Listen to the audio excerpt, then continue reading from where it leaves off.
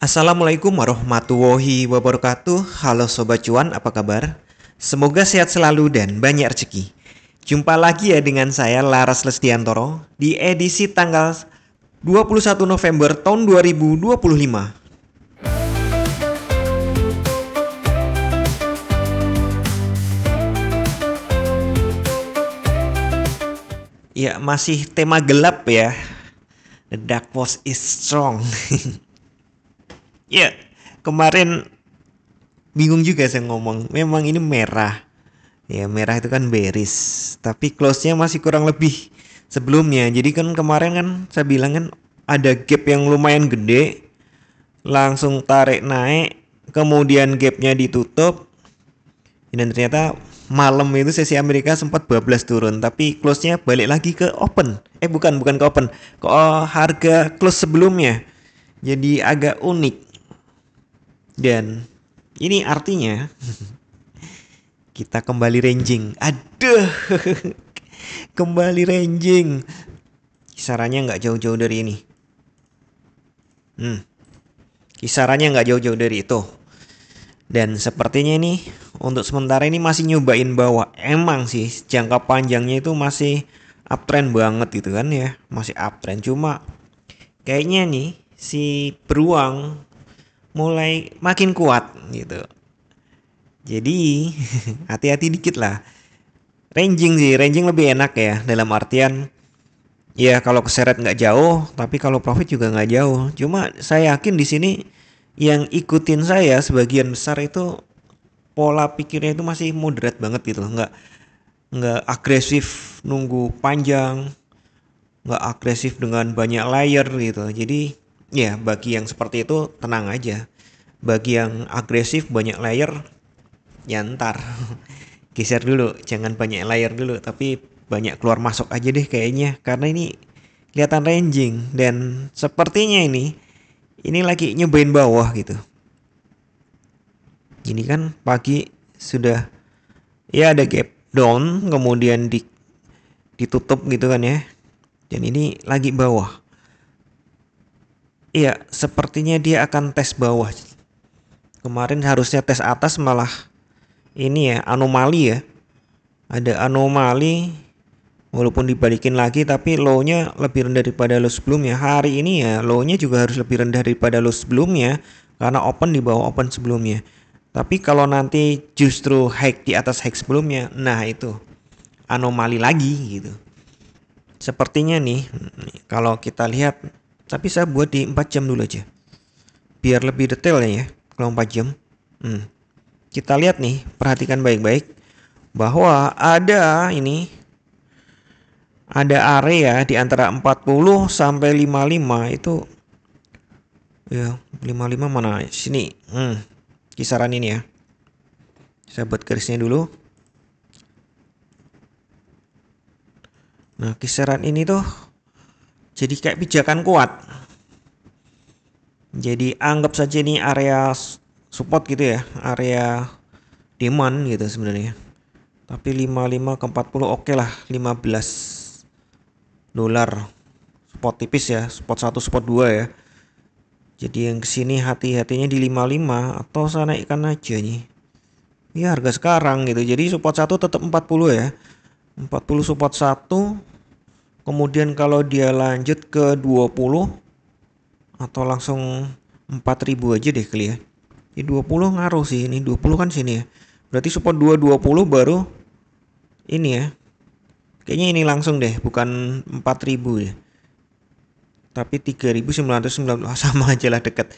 Jadi support 3-nya 4000 gitu ya. Hati-hati kalau support 3-nya pecah ya makin dalam. Karena itu kan 4000 itu psikologi level gitu. Jadi kalau sudah di bawah 4000 itu psikologinya terganggu. Tapi jangan sampai masuk RSJ ya. Nah, itu support-supportnya. Nah, untuk resistennya, saya lihat resistennya juga lumayan ini. Di sekitar 110 nih. Ini garisnya di 12 kan, deket-deket ya. Anggap aja 110 gitu. Itu support 1 sampai ke 125 sebenarnya, 30 deh. Resisten 230, resisten 3 bisa ke sekitar 80. Nah, kalau tembus bisa ke 200. Ingat ya, kita lagi ranging. Paling kisaran-kisaran itu aja. Jadi kalau kira-kira di tengah nih antara support dan resisten, mending diem dulu, jangan ambil buy atau sell. Tapi kalau di area support, boleh persiapan untuk ngebuy dengan catatan kalau supportnya nggak jebol. Kalau ternyata supportnya di ya sekitar ini yang saya perhatikan antara 40 sampai 55 itu jebol, ya tunggu dulu. Mungkin lebih bijak kalau nunggu di dekat-dekat 4000. Kalau jebol lagi Pak, jebol lagi ya lakukan ini ya risk manajemennya ya. Karena kalau jebol lagi nggak terlalu jauh juga sih sebenarnya. Sekitar 70. Iya, support tambahnya 70. Nah, kalau mau sell berarti ya mending deket-deket resisten gitu. Deket-deket ya di antara 110 sampai 125 kali ya. Sekitar itu. 100 itu silahkan. Ini bahkan kalau di sini 30. Nah, antara-antara ini bisa sell. Dengan catatan ini nggak pecah, 30-nya nggak pecah. Apalagi sampai pecah di atas 25. Karena itu bakalan naik lagi. Kemana ya, ke sini. Sekitar 180, 170 sampai 180. Itu kalau ini ya, tradingnya moderat ya, bukan yang agresif ya. Kalau agresif kan kita lihat ini nih, support resisten, bentuk-bentuk candle gitu. Nah, kemudian kalau kita lihat ke yang lebih pendek lagi time frame-nya 1 jam. Ini kan kurang lebih aja yang kita bicarakan karena memang market masih ranging.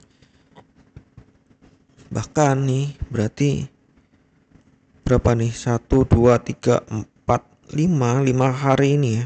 1 2 3 4 lah, ini kan akhir ya. 4 hari ini bener-bener ranging. Kisaran harganya udah kelihatan. Ya, saya pikir nih kalau ngelihat besarnya ini, maksudnya tren besarnya, saya curiga ini mau beralih ke bearish dulu. Ya kan harga ini kayak nggak ngotak ya kalau sampai sini ya. Ya walaupun nih kalau tahun depan ya mungkin ada all time high baru, mungkin sampai 4.600 mungkin, atau bahkan 5.000. Saya agak ragu, sampai sini saya masih ngeliatnya agak ragu. Dengan adanya ya ayunan-ayunan ini saya agak ragu bisa sampai ke 5.000. Tapi kalau 4.600 sepertinya masih mungkin. Atau mau kita cek aja, kita main kotak-kotak lagi tapi range besar.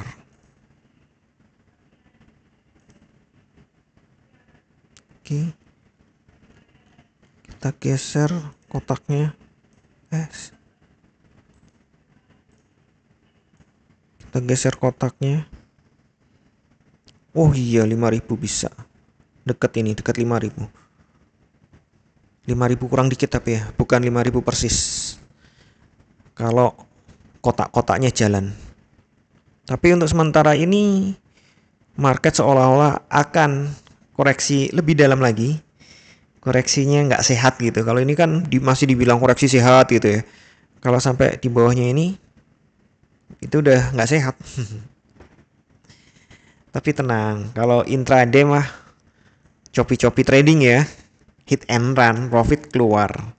Kecuali modal Anda gede gitu kan, gede banget, bahkan mungkin main sebar layar ya, harus lebih hati-hati karena ya itu cenderung ranging, kayaknya nggak cocok untuk layering dalam selisih besar. Tapi kalau layering di support resisten intraday monggo.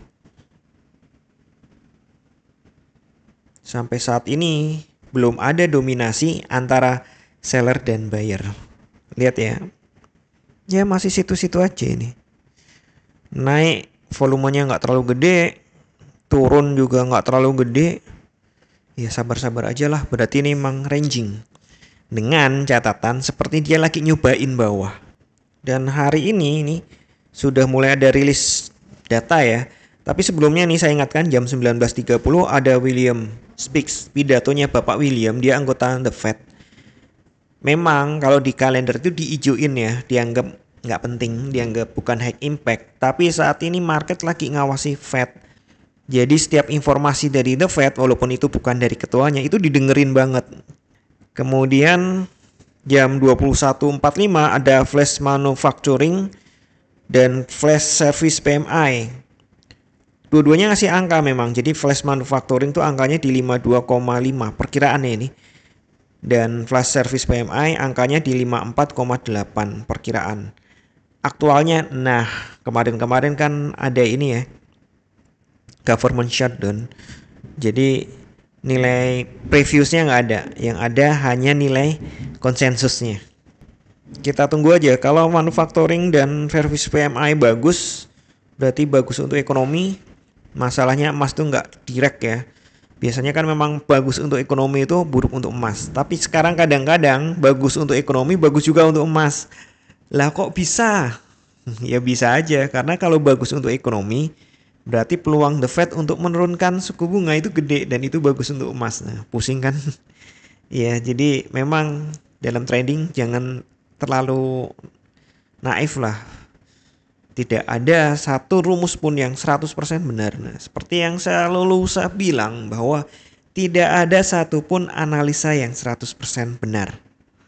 Anda tetap harus bijak dalam bertransaksi, atur volume transaksi Anda agar sesuai dengan kekuatan dana Anda, dan siapkan money management agar jika ternyata harga bergerak tidak sesuai dengan prediksi atau posisi terbuka Anda, maka Anda bisa segera melakukan antisipasi secara cepat dan tepat. Oke, sekian dulu informasi dari saya. Semoga kita semua cuan hari ini, lancar, berkah, manfaat, dan tetap sehat. Amin. Wassalamualaikum warahmatullahi wabarakatuh. Equity World Futures, bawa kita terbang tinggi dengan strategi tepat.